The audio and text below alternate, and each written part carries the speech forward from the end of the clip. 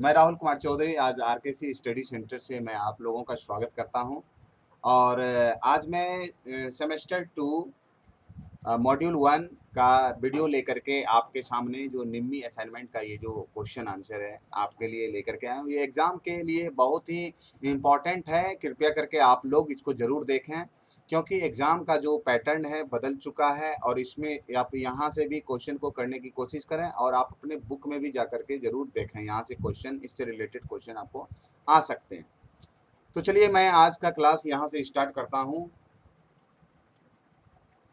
तो यहाँ पे सबसे पहला क्वेश्चन है, कौन सी युक्ति धूप को विद्युत ऊर्जा में बदलती है। देखिए, दो युक्ति यानी कि कौन सी ऐसी डिवाइस है जो क्या करती है कि विद्युत ऊर्जा को धूप को विद्युत ऊर्जा में बदलती है। तो देखो यहाँ पे लाइट डिपेंडेंट रेसिस्टर है जो कि धूप को जो है क्या करता है, विद्युत ऊर्जा में बदलती है। ठीक है। दूसरा है, द्वितीयक सेल किस नियम से कार्य करता है। तो द्वितीयक नियम जो है वो आपका फैराडेज लॉज ऑफ इलेक्ट्रोलाइसिस के सिद्धांत पे कार्य करता है। इसमें क्या होती है, केमिकल्स को आप इलेक्ट्रिकल एनर्जी को केमिकल एनर्जी में कन्वर्ट करके आप रख सकते हैं और उसके बाद जब लाइट कट जाती है तो आपका जो केमिकल एनर्जी जो है उसको फिर इलेक्ट्रिकल एनर्जी में कन्वर्ट करके आप यूज कर लेते हैं। तीसरा नंबर क्वेश्चन है, विद्युत अपघट्य के दौरान एक एकत्रित द्रव्यमान की गणना करने का सूत्र क्या है। तो इसका द्रव्यमान का एकत्रित करने का जो सूत्र है वो है आपका m equal to Z I T. M equal to Z I T है। ये आंसर आपका बिल्कुल करेक्ट है और इसमें से कोई भी आंसर आपका करेक्ट नहीं है। ये सारे आंसर क्या हैं, गलत है। m equal to Z by I T ऐसा नहीं होगा। Z equal to M I B, Z equal to M by I T हो सकता है, लेकिन ऐसा ऑप्शन नहीं है, ऐसा ऑप्शन आपका नहीं है, इसलिए आपका बी नंबर ऑप्शन सही है।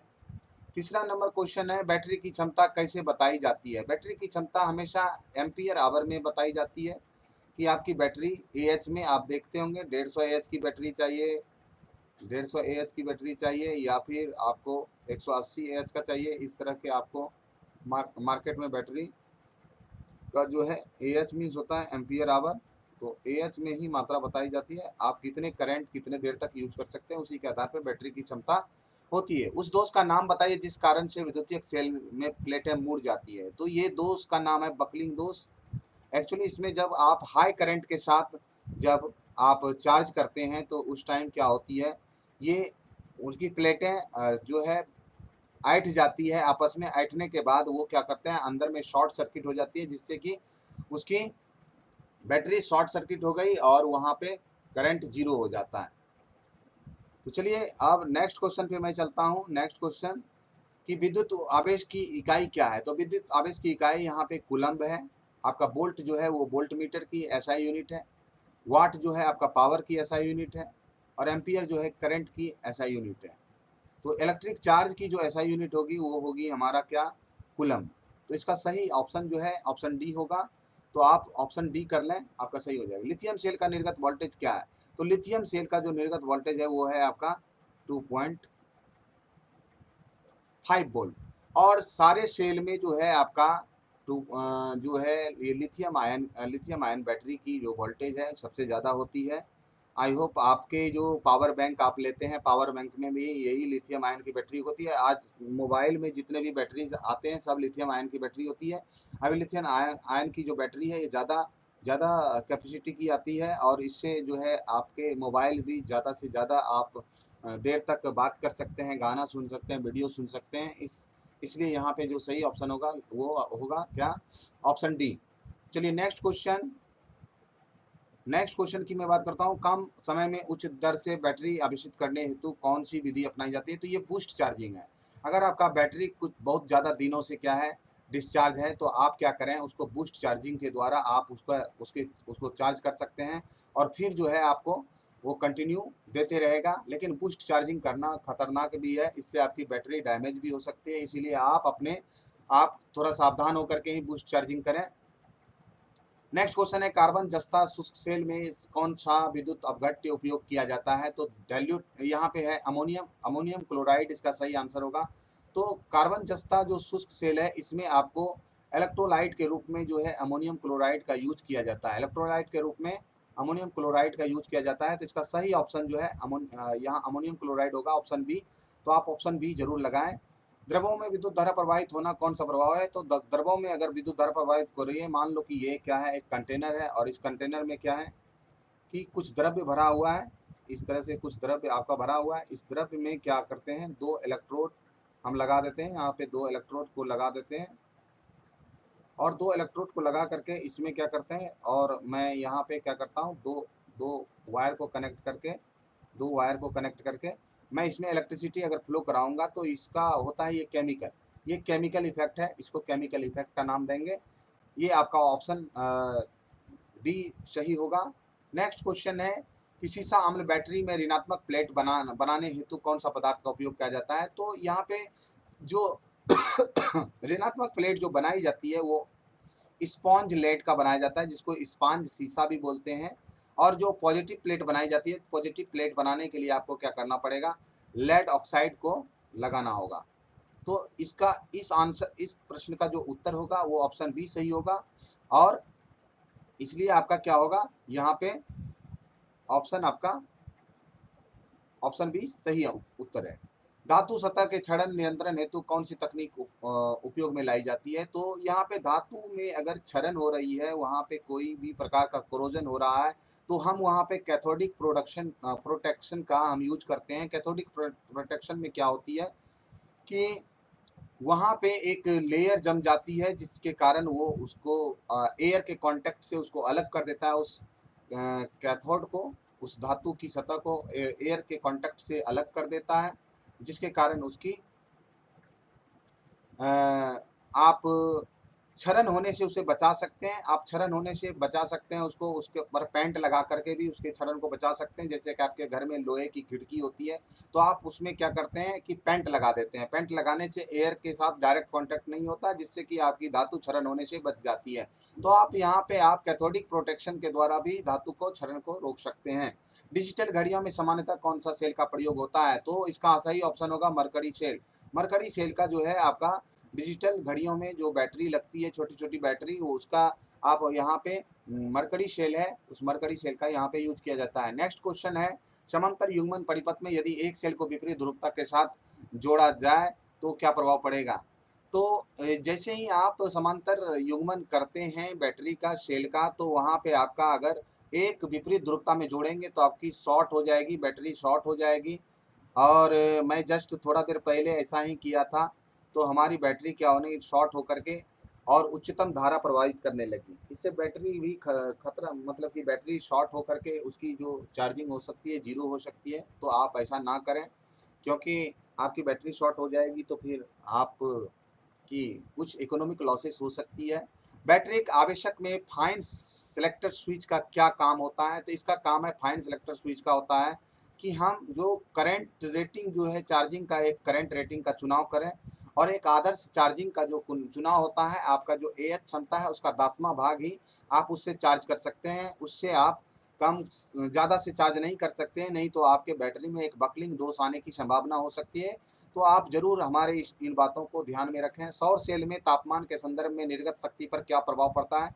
तो तापमान के संदर्भ में अगर तापमान में वृद्धि के साथ उसकी वोल्टेज में वृद्धि होती है, तो यहाँ पे देखो, यहाँ पे अगर टेम्परेचर घटती है तो टेम्परेचर घटने के साथ उसकी जो वोल्टेज में उसकी कमी आ जाती है। तो सौर सेल में यही होगी, कम धूप अगर रहती है तो उसकी वोल्टेज कम हो जाती है और ज़्यादा होती है तो ज़्यादा हो जाती है। तो धूप बढ़ने के साथ बढ़ती है उसकी वोल्टेज। नेक्स्ट क्वेश्चन है बैटरी में आवेशन के समय हाइड्रोमीटर का क्या उद्देश्य है? तो बैटरी में आवेशन के समय हाइड्रोमीटर का उद्देश्य है कि विद्युत अपघट्य विशिष्ट गुरुत्व निर्धारित करने में। आपकी बैटरी अगर फुल चार्ज है तो उसका जो विशिष्ट गुरुत्व जो बताएगा वो 2.2 होगा, 2.2 होगा। अगर आपकी बैटरी आधी डिस्चार्ज हो चुकी है तो आपका 2.0 बताएगा। अगर बैटरी आपका फुल्ली डिस्चार्ज है तो आपका 1.8 बताएगा। तो आप इन बातों को जरूर रखें, आपके एग्जाम में ऐसे प्रश्न आ सकते हैं। जहाँ से कि आप आंसर दे पाएंगे। नेक्स्ट है फैराडे के विद्युत अपघटन के प्रथम नियम का क्या सूत्र है। तो अभी मैंने जस्ट इसके पहले ही इसकी चर्चा की थी, तो इसका M=ZIT हो जाएगा आंसर। तो चलिए मैं नेक्स्ट क्वेश्चन पे चलता हूँ। सीसा अम्ल में सेल में विद्युत अपघट्य की तरह क्या उपयोग किया जाता है। तो सीसा अम्ल सेल में जो विद्युत अपघट्य के रूप में होता है वो हमारा होता है डाइल्यूट एसिड। डाइल्यूट एसिड क्या होती है, इसमें 75% वाटर होता है और 25% आपका क्या होती है, एसिड होती है, तो इसी को बोलते हैं डाइल्यूट एसिड। और इसमें हम डाइल्यूट एसिड को डाल करके हम 24 घंटे के लिए, जब 24 घंटे तक हम उसको छोड़ देते हैं। नया बैटरी जब बनाते हैं तो उसमें 24 घंटे तक में एसिड डाल करके और डाइल्यूट एसिड को डाल करके छोड़ देते हैं और उसके 24 घंटे बाद ही हम उसका यूज करते हैं। नेक्स्ट है कि परिपथ का कुल वोल्टेज क्या होगा। आप देखें यहाँ पे परिपथ हमारा समांतर में जुड़ा हुआ है, तो एक सेल का जो वोल्टेज होगा वही हमारा क्या हो जाएगा, समांतर परिपथ में इस तरह का आपका आंसर हो जाएगा। समांतर परिपथ में जो एक सेल की वोल्टेज होगी वही आपका पूरा यहाँ पे वोल्टेज होगा। चलिए नेक्स्ट क्वेश्चन है सीसा अम्ल सेल की आवेशन की रासायनिक क्रिया के दौरान धनात्मक प्लेट पर क्या आएगा। तो अगर सीसा अम्ल सेल में रासायनिक क्रिया होती है तो यहाँ पे आपका आंसर जो हो जाएगा कि लेड परऑक्साइड आती है, तो आपका सही ऑप्शन जो है वहाँ पे लेड परऑक्साइड हो जाएगा। तो आप ऑप्शन बी लगाएंगे तो आपका सही हो जाएगा। धनात्मक प्लेटों पर PbO2 यानी लेड परऑक्साइड जम जाती है, तो आपका सही ऑप्शन ये हो जाएगा। लेड सल्फेट, लेड सल्फेट ये तो नहीं होगा, और लेड सल्फेट वाटर ये भी नहीं होगा। चलिए नेक्स्ट क्वेश्चन, बैटरी के आवेशन के दौरान बैंड प्लग खुला क्यों छोड़ा जाता है। क्योंकि गैसों को स्वतंत्रता पूर्वक बाहर निकलने देना है, इसीलिए हम इसको क्या करते हैं, स्वतंत्रता पूर्वक इसको छोड़ देते हैं। तो आई होप आप क्या करेंगे, यहाँ पे इसका सही ऑप्शन गैसों को निकलने के लिए ही हम लोग बैंड प्लग उसका छोड़ देते हैं खुला। नेक्स्ट क्वेश्चन है कि कौन सी विधि बैटरी को कम धारा पर लंबे समय तक चार्जिंग देता है। इसका ऑप्शन हो जाएगा ट्रिकल चार्जिंग। अगर आपकी बैटरी लंबे समय तक से डिस्चार्ज है तो आप उसे चार्ज करने के लिए क्या करें, उसको आप ट्रिकल चार्जिंग कर सकते हैं। तो इसका सही ऑप्शन होगा ट्रिकल चार्जिंग विधि आप अपना सकते हैं। आई होप आपको ये समझ में आ रहा होगा। नेक्स्ट है सीसा अम्ल बैटरी में कठोर सल्फेशन दोष को कैसे जाना जाता है। तो सीसा अम्ल में अगर कठोर सल्फेशन दोष हुआ है तो बैटरी को कम धारा के साथ लंबे समय तक आप पुनः आवेशित कर सकते हैं, तो आप इसको आपकी बैटरी फिर से चलने लगेगी। नेक्स्ट क्वेश्चन है कि सिल्वर ऑक्साइड बैटरी में कौन सा पदार्थ कैथोड इलेक्ट्रोड की तरह काम करता है। तो इसमें सिल्वर ऑक्साइड बैटरी में जस्ता जो है आपका कैथोड के तरह काम करता है, तो इसका सही ऑप्शन ए हो जाएगा। तो आप इसको लगा दें। चांदी का विद्युत रासायनिक तुल्यांक क्या होता है। चांदी का विद्युत रासायनिक तुल्यांक जो है 1.1182 होता है, तो इसका सही ऑप्शन आपका 1.1182 होगा। तो आप इसे लगा दें।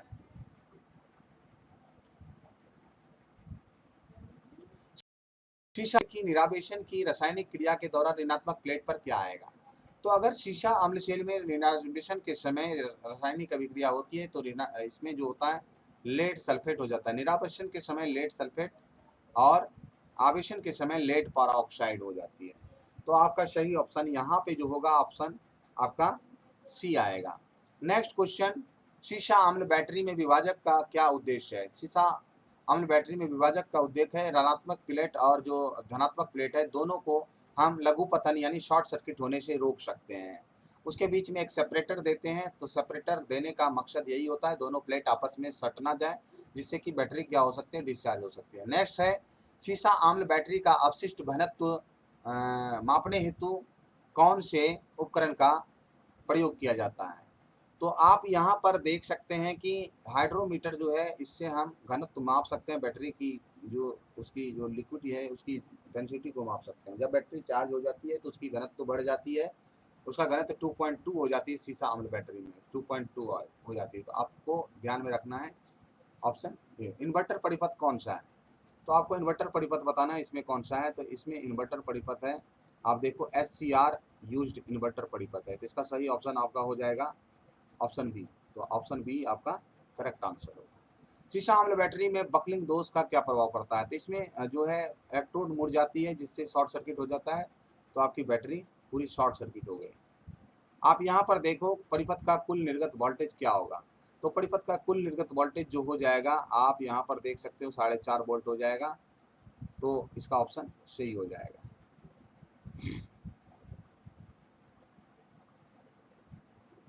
नहीं, इसका ऑप्शन ये गलत हो गया। और इसका देखो यहाँ पे ये दोनों आपस में कैंसिल हो जाएगा। इसका जो होगा ये वाला जो वोल्टेज है ये सही होगा। यहाँ पे देखो इसका जो वोल्टेज होगा ये इसका सही ऑप्शन ऑप्शन बी होगा। आई होप आप यहाँ पे ये ऑप्शन आपका नहीं होगा, इसको आप नहीं करेंगे, क्योंकि ये हम देखो दो सेल हमारा जो है विपरीत ध्रुवता के साथ जुड़ा हुआ है, इसलिए दोनों आपस में कैंसिल हो जाएगा। तो आपका ऑप्शन डी गलत है, ऑप्शन आपका बी सही है। ऑप्शन बी सही है। नेक्स्ट क्वेश्चन है कि शुष्क सेल में धनात्मक इलेक्ट्रोड के रूप में क्या प्रयोग होता है। तो शुष्क सेल में धनात्मक के रूप में जो प्रयोग होती है वो होता है कार्बन। कार्बन होती है, तो इसका सही ऑप्शन कार्बन हो गया। भार बढ़ने के पर सेल के सिरों के वोल्टेज में क्या होता है। सेल का अगर भार आप उस पर लोड बढ़ा देते हैं तो सेल का जो सिरों का वोल्टेज होगा वो गिर जाएगा। वोल्टेइक सेल में स्थानीय क्रिया दोष को कैसे रोका जा सकता है। तो वोल्टेइक सेल में स्थानीय क्रिया दोष को रोकने के लिए हम उसके ऊपर पे क्या करते हैं, एमलगम लगा देते हैं, जिससे कि उसका एयर के साथ कांटेक्ट नहीं होता है, जिससे कि उस पर स्थानीय क्रिया नहीं हो सकता है। M equal to Z I T सूत्र में जेड अक्षर किसे इंगित करता है। तो ईसीई यानी कि यहाँ पे ईसीई को करता है विद्युत अपघट्य, ईसीई का विद्युत अपघट्य होगा। इसका सही ऑप्शन ये हो जाएगा। नेक्स्ट क्वेश्चन, तांबे का विद्युत रासायनिक तुल्यांक क्या होगा। तो तांबे का विद्युत रासायनिक तुल्यांक यहाँ पे जो है 0.0329 होगा। तो इसका सही ऑप्शन ये हो जाएगा। आई होप आपको समझ में आ रहा होगा। सीसा एसिड बैटरी में बकलिंग दोष का क्या कारण है। तो सीसा एसिड बैटरी में बकलिंग दोष जो होता है वो ओवर चार्जिंग से होती है। ओवर चार्जिंग आप ना करें तो आपकी बकलिंग दोष नहीं आएगी। अगर बकलिंग दोष आती है तो बकलिंग दोष में प्लेटें जो है ऐठ जाती है, जिससे नेगेटिव प्लेटें और पॉजिटिव प्लेट दोनों आपस में शॉर्ट हो सकती है। नेक्स्ट क्वेश्चन, बैटरी में वोल्टेज की चार्जिंग स्थिति जांच करने के लिए किस उपकरण का प्रयोग करता है। तो ये हाई रेट डिस्चार्ज टेस्टर का उपयोग करते हैं। तो आप देखें अधिक डिस्चार्ज अगर बैटरी है उसमें आप इसको ना लगाएं, क्योंकि ये बैटरी पूरी डिस्चार्ज कर देगी। तो आई होप आप समझ गए होंगे। नेक्स्ट क्वेश्चन है, इलेक्ट्रोलाइसिस के दौरान कौन सा हिस्सा इलेक्ट्रॉन खो रहा है। तो इलेक्ट्रॉन जो खोता है वो एनोड होता है और इलेक्ट्रॉन जो पाता है वो कैथोड होता है। तो आई होप यहाँ का जो ऑप्शन होगा वो ऑप्शन बी सही होगा। तो चलिए आज मैं मॉड्यूल 1 सेमेस्टर 1 का मैंने आपको कंप्लीट कर रखा है। आप इस वीडियो को ज़रूर अधिक से अधिक देखें, और अगर आपको अच्छा लगता है हमारा वीडियो तो आप लाइक करें, शेयर करें, सब्सक्राइब करें। तब तक के लिए मैं आपसे विदा चाहता हूँ। जय हिंद।